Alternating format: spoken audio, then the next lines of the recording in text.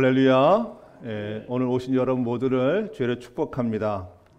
오늘은 이제 그 성령 집회, 수요 성령 집회로 제가 인도하려고 오늘 한 주만 그렇게 이제 기도하고 오고 굉장히 기대하는 마음으로 제가 올라왔는데, 제가 지금 굉장히 쉽지 않아요. 보니까. 그래서 기대가 돼요. 그래서 올라와서 분명히 강단 아래까지는 굉장히 제가 충만했었는데 올라오니까 기운이 쭉 빠지고 또 그리고 좀 아득해요. 그런데 이제 왜 그런가를 이렇게 주 앞에 물어보는데, 주님이 제 힘을 빼시고 주님이 나타나기 원하십니다. 그래서 오늘 이 시간 너무 기대가 되고요. 오늘 말씀을 통해서 여러분 모두에게 하나님의 은혜가 이 시간 임하기를 이 시간 주로 축복합니다. 4월 달의 설교 주제는 능력입니다. 능력이라는 주제로 함께 이제 은혜를 나누겠는데, 우리가 능력을 받아야 되는 이유가 있습니다. 그 이유는 뭐냐면, 우리가 주님의 제자로서 우리가 삶의 목적은 뭐냐면 하나님의 영광을 위해서 사는 것이죠. 근데 하나님의 영광을 살 때, 이 하나님의 영광을 위해서 살려고 그러면 세상 속에서 반드시 하늘로부터 오는 능력을 받아야 합니다. 그 능력이 우리한테 임하지 않고는 세상에서 우리가 크리스찬으로서 살기가 쉽지 않은 거죠. 그리고 우리가 하나님의 영광으로 살 때 하나님을 우리한테 기대하는 것이 많기 때문에, 또 예배하신 하나님의 청사진이 굉장히 크기 때문에 우리의 능력으로는 사실 쉽지 않고요. 되지도 않습니다. 그래서 물론 우리가 가지고 있는 어떤 능력을 주님께 쓰시지만 그 능력에 주님께서 성령을 부으셔서 주님이 일하시기 원하시는 것이죠. 그래서 오늘 우리가 하나님의 일은 우리가 맡은 사명은 하늘부터 오는 능력이 있을 때 가능합니다. 본문 말씀을 보면 하늘로부터 능력을 받은 사도를 통해서 기적이 많이 일어난다고 지금 기록하고 있습니다. 우리 사도행전 5장 12절 말씀을 보겠습니다. 같이 말씀을 읽을까요? 시작. 사도의 손에 통하여 민간의 표적과 기사가 많이 일어나며. 아멘. 그러니까 사도들의 이 손이란 말이 이제 성경에 이렇게 기록이 될 때 보통 하나님의 손 이렇게 얘기할 때는 능력을 얘기하는 거예요. 그래서 사도의 손을 통해서 민간의 표적과 기사가 많이 일어나, 이런 의미는 연관시켜 보면 사도들의 능력이 이제 이 민간에 행해지면서 거기서 기적이 많이 일어난 것이죠. 그래서 이 사도들, 그러니까 능력의 제도를 통해서 이 기적이 일어날 때 이 교회뿐만 아니라 모든 곳에서 세 가지의 일이 일어납니다. 첫 번째는 뭐냐면, 예수의 제자들 안에서 능력이 드러날 때 첫 번째 뭐냐면 성도들이 다 마음을 같이 합니다. 로마서 5장 12절입니다. 우리 함께 한번 읽어볼까요? 시작. 사도들의 손을 통하여 민간의 표적과 기사가 많이 일어나며 믿는 사람이 다 마음을 같이하여 솔로몬 행각에 모이고. 아멘. 우리가 이 예수님의 제자들, 우리들이 특히 이제 목회자들이 능력이 드러날 때 이 교회 안의 성도들은 다 같이 한 마음으로 함께 모여요. 그래서 이 능력의 역사가 이제 담임 목사로부터 해서 교육자들 또 이제 직분자들 통해서 이 교회 안에서 능력이 드러날 때 우리는 하나님의 역사하심을 보니까 우리의 마음이 하나로 모이게 되어지는 것이죠. 그럴 때 우리가 믿음 안에서 하나가 되어서 아름다운 공동체를 이룰 수 있는 힘을 갖게 되어집니다. 저는 하늘빛 교회가 그렇게 되길 원합니다. 지금 한국 교회가 많이 위기를 하기도 하고 또 많은 분열이 있다 하는데, 사실은 이것을 우리가 어떻게 바꿔볼까를 많이 노력을 하죠. 그래서 제도도 한번 바꿔보려고 그러고 여러 가지 하지만 사실 더 근본적인 부분들, 교회 안에 성령의 능력에 다시 임하게 되어지면 초대교회 역사처럼 이 교회가 다시 믿음 안에서 하나가 되어진 아름다운 공동체가 이루어집니다. 두 번째는 사람들한테 친송을 받습니다. 로마서 5장 14절 말씀 시작. 그 나머지는 감히 그들과 상종하는 사람이 없으나 백성이 친송하더라. 아멘. 교회 안에서 기적과 이사가 일어나는 그 능력이 드러나면 세상에서 이 교회를 함부로 할 수가 없는 거죠. 그래서 보면 그 나머지는 감히 그들과 상종한 사람이 없으나 백성이 친송하더라 얘기합니다. 그래서 진정한 교회가 하나님의 능력으로 다시 우리가 이제 이렇게 능력 안에서 우리가 행해지게 되어지면 이제 그동안 우리가 받았던 여러 가지 오해와 또 때로는 어떤 과도한 어떤 이런 견제, 이런 또 어떤 그 악한 말을 우리가 더 이상 신경 쓰지 않고 많은 사람들이 교회를 찾아오는 역사가 있게 되어지겠죠. 우리에게 그런 역사가 있기를 주를 축복합니다. 또 세 번째는 뭐냐면 구원의 역사가 많아집니다. 그러니까 제자들에게 능력이 드러나서 이제 기적이 일어나게 되어지면 로마서 5장 14절입니다. 같이 한번 읽어볼까요? 시작. 믿고 주께로 나오는 자가 더 많으니 남녀의 큰 무리더라. 아멘. 그러니까 하나님의 영광은 믿지 않는 사람들이 믿음을 갖고 신앙생활을 하는 것이 하나님께 영광을 돌리는 것이에요. 그러니까 우리처럼 우리가 복음을 전도를 통해서 그들이 복음을 듣고 그들의 마음속에 마음의 영이 터치되어서 그들이 예수님을 그리스도 믿는 가운데 다시 교회로 들어와서 함께 믿음의 공동체를 많이 이루는 것. 그것이 바로 하나님께 영광이 되어지는 거죠. 그런 역사는 바로 하나님의 능력이 제자들을 통해서 일어날 때 그 일이 일어나게 되어집니다. 우리 하늘빛교회 그런 역사가 많이 있기를 주를 축복합니다. 이제 이 부분을 제가 이제 말씀 가지고 묵상하고 있는데 성령님이 저한테 이렇게 말씀하셨어요. 뭐냐면 그러면 제자의 능력은 어디까지라고 생각하느냐는 거예요. 우리가 보통 우리가 이제 예수님의 제자들인데 제자들에게 임한 능력을 과연 어디까지의 능력이 일어날 거냐고 이렇게 물어보시는 거죠. 그래서 하신 얘기가 성경을 다시 한번 꼼꼼히 읽어보라고 하셨어요. 그래서 다시 보니까 본문 15절 16절 함께 읽겠습니다. 같이 한번 시작. 심지어 병든 사람을 메고 거리에 나가 침대와 요 위에 누이고 베드로가 지날 때 혹 그의 그림자라도 누구에게 덮일까 바라고 예루살렘 부근의 수많은 사람들도 모여 병든 사람과 더러운 귀신에게 괴로움을 받는 사람을 데리고 와서 다 나음을 얻으니라. 아멘. 이 말씀을 보면서 과연 이 본문 말씀을 액면 그대로 믿을 것인가 하는 부분이 사실 고민이죠. 이 말씀 뭐냐면 베드로의 그림자에도 능력이 있었다는 거예요. 그러니까 베드로가 서 있으면 지나갈 때 해가 오면 그림자가 이렇게 비치잖아요. 그렇죠? 그러면 베드로가 지나갈 때 지나가는 길에 사람들이 요를 깔고 눕는다는 거예요. 그러면 베드로가 지나갈 때 그 그림자가 그 병자한테 그림자가 스쳐 지나가도 그 병이 낫는다고 믿은 거예요. 그게 뭐냐면 그만큼 베드로의 능력이 우리가 생각하는 거에 상상을 초월하는 거예요. 그런 능력이 베드로에게 임한 것입니다. 그래서 어떤 결과를 가져오냐면 그 뒤에 보면 병든 사람과 더러운 귀신에게 괴로움 받는 사람들을 데리고 왔는데 다 나음을 얻었느니라. 아멘. 그러니까 능력의 사람 베드로에게 많은 병자와 귀신 들린 자가 왔는데 그 하나도 누구도 소외되지 않고 다 고침을 받았다고 증거하는 거예요. 이 말씀을 보면 담임 목사 입장에서 조금 부담이 되죠. 그렇죠? 왜냐하면 베드로가 그 당시에 지금 말하면 담임자와 같은 분인데 제 입장에서 보면 약간 부담스럽지만 성경에 기록된 것이 이것이 진리라 그러면 나도 이 길을 따라가야 되는 것이죠. 그래서 베드로가 지나갈 때 혹 그 그림자라도 누구에 덮일까 바라고 하는 말 자체가 뭐냐면 앞서 말씀드린 대로 베드로의 능력이 우리가 생각하는 그런 능력과는 이게 차이가 많다는 거죠. 그러니까 하나님의 사람들, 성령의 능력이 임했을 때 일어나는 이런 초자연적인 능력들은 우리의 상상을 초월한 역사가 있는 것입니다. 다시 하늘빛기 이 역사 있기를 주를 축복합니다. 근데 이와 같은 능력은 베드로뿐만 아니라 사도 바울에게도 비슷하게 일어났어요. 사도행전 19장 11절 말씀입니다. 우리 같이 한번 읽어볼까요? 시작. 하나님이 바울의 손으로 놀라운 능력을 행하게 하시니 심지어 사람들이 바울의 몸에서 손수건이나 압천을 가져다가 병든 사람에게 얹으면 그 병이 떠나가고 악기도 나가더라. 아멘. 희한하죠. 베드로의 몸에 지지고 있었던 손수건이나 아니면 앞치마를 가져다가 병든 사람에게 갖다 덮어주니까 그 병이 떠나갔다는 거예요. 또 악기가 사단이 떠나갔다는 거예요. 그러면 우리가 일반적으로 생각하는 우리가 보통 생각하는 예를 들면 능력자, 은사자들이 갖고 있는 능력과는 이게 비교가 안 되는 것이죠. 또 우리가 생각하는 성령의 능력은 우리가 갖고 있는 생각을 뛰어넘는 거예요. 근데 이것이 어디 기록되어 있죠? 성경에 기록이 되어 있는 거예요.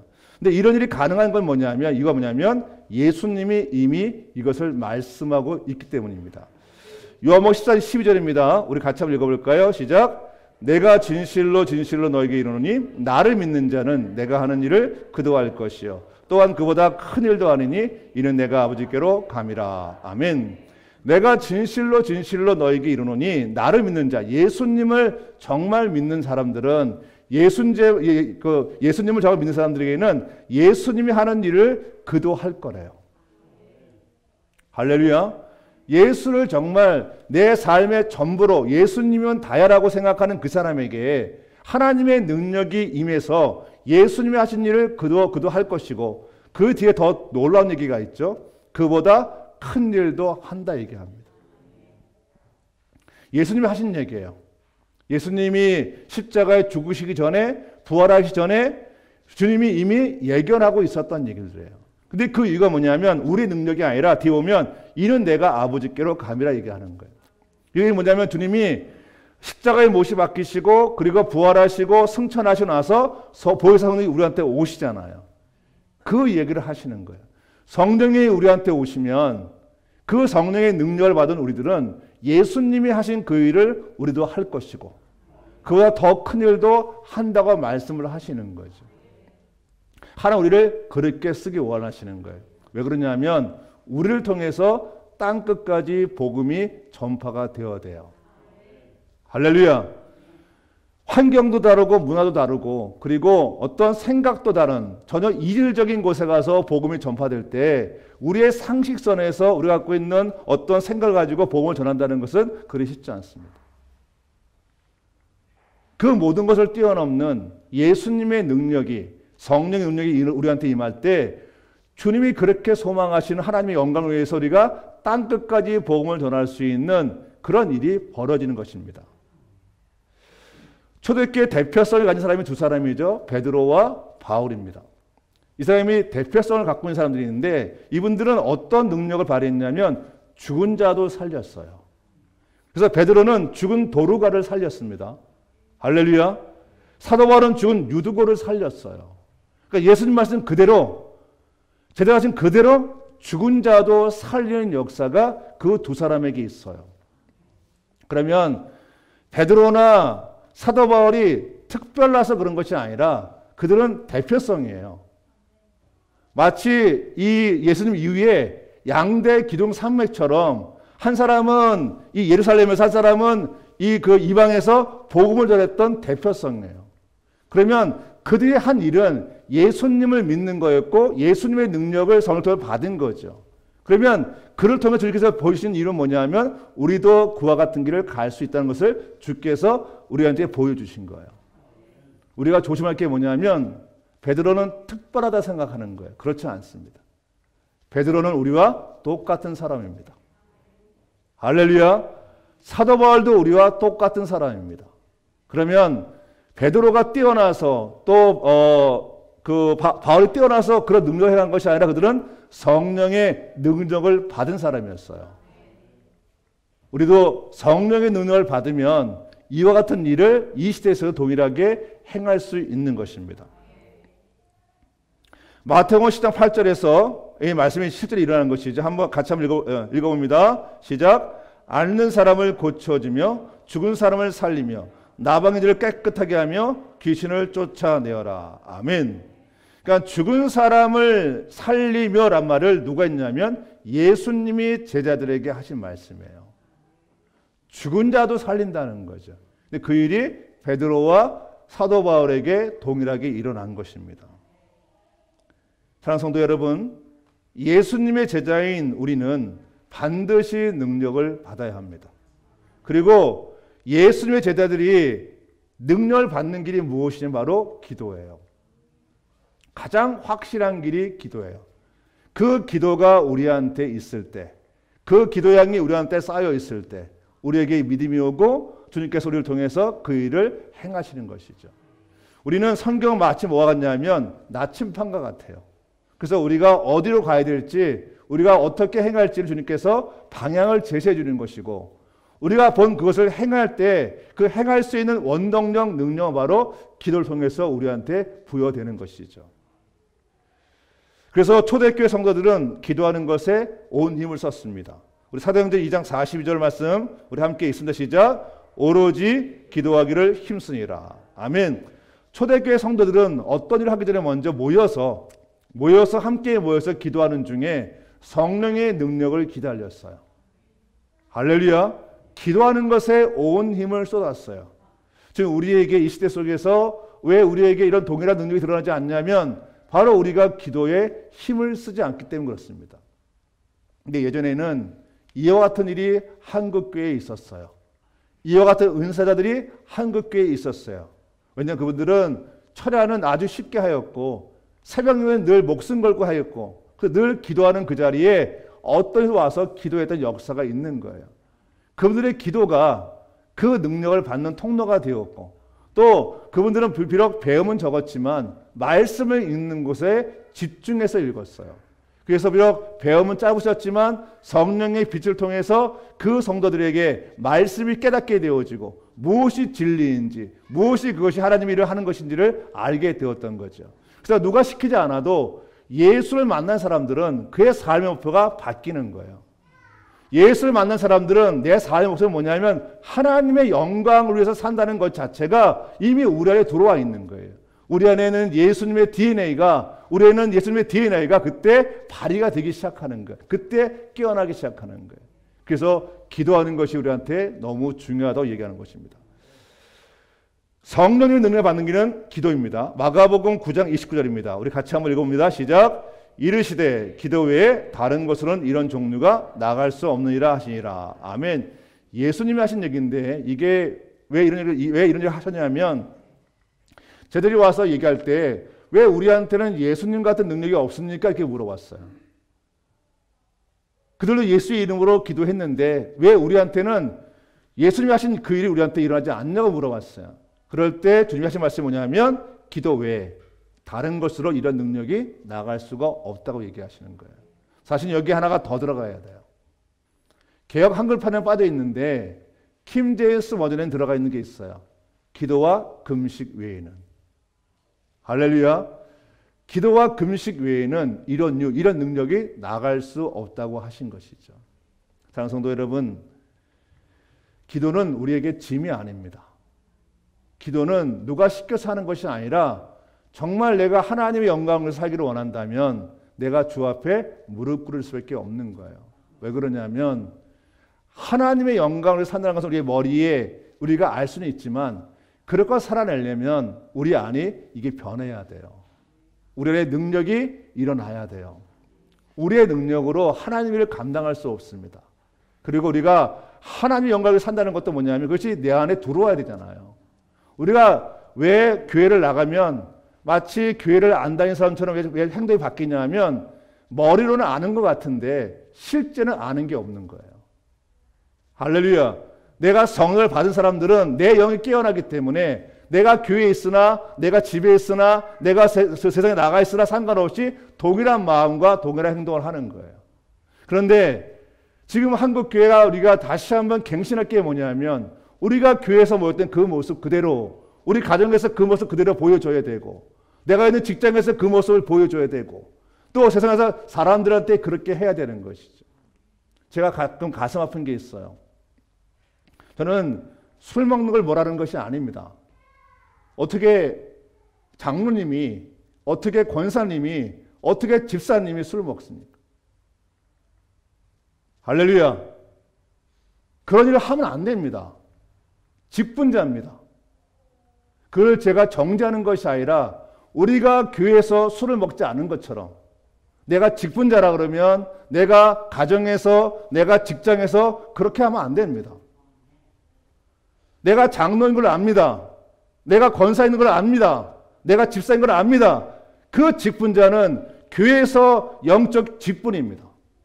그러면 내가 능력을 발휘하려면 내가 어디 있든 간에 누구나 다 아는 한국의 개신교가 지켜온 주일 성수랑 그리고 내가 하지 말할 걸 하지 않는 게 좋습니다. 근데 그 능력이 어디서 나오냐면 바로 내가 주 앞에 기도하는 자가 되어야 하는 것이죠. 사랑하는 성도 여러분, 세상의 교회를 우습게 보는 이유가 있습니다.